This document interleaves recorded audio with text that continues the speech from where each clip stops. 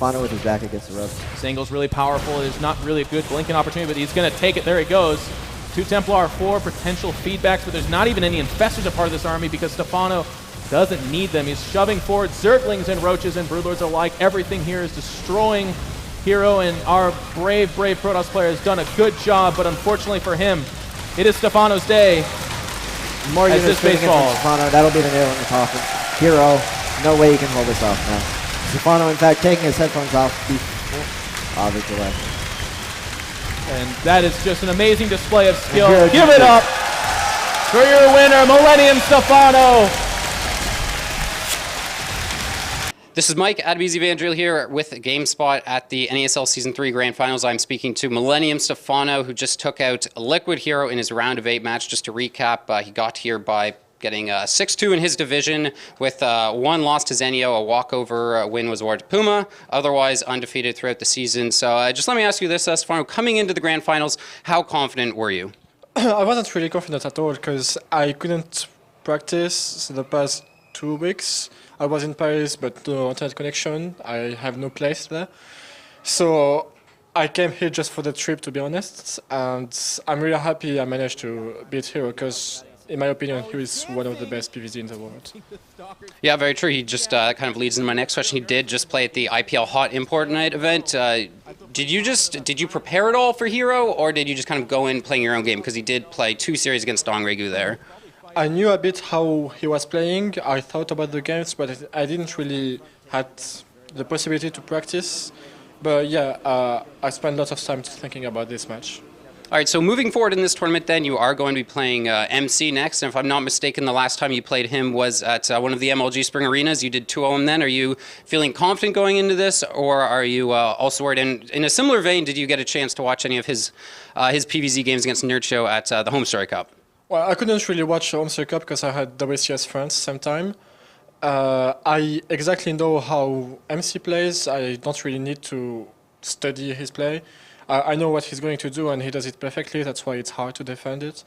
And we'll see. But I have my chances to win this match. All right, so to talk a bit more about your games against Hero, on Antigua Shipyard, you got a pretty solid cannon rush off on your third base cannon rush that might lead a lot of Zerg players just to GG right there. But you stayed in the game. How confident are you when that kind of situation arises? And did you really think you were going to win that game? Well, I was a little bit behind, but not that much, because he spent really a lot of money doing this cannon rush, and it delayed his warp gate, so he couldn't really be aggressive early in the game. So I could get upgrades and Infestors. And well, I think it would have been a better idea for him to either take a third base, not to be aggressive, because I'm only on 2 bases, so I will be making units, not only drones. And I don't know, he just made the wrong decision, I think.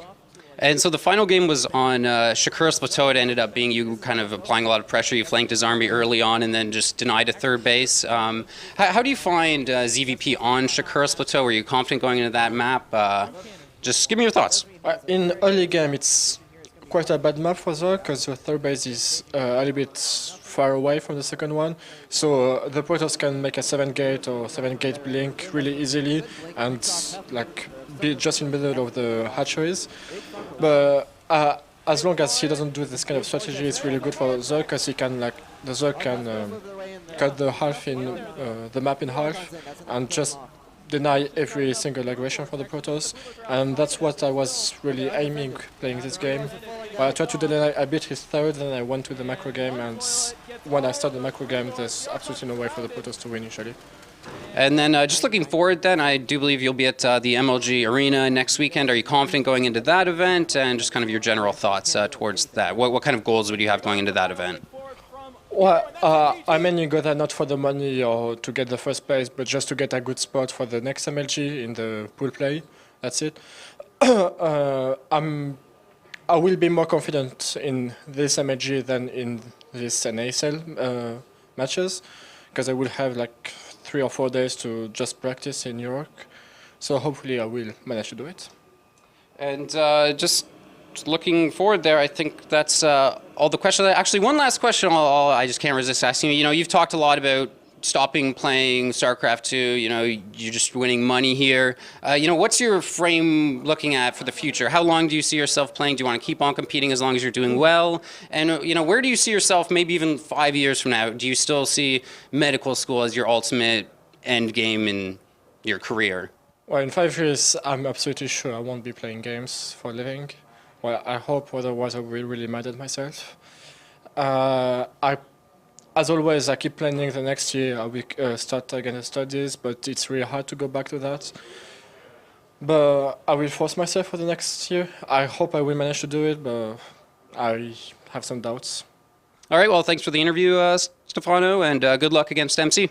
Thank you.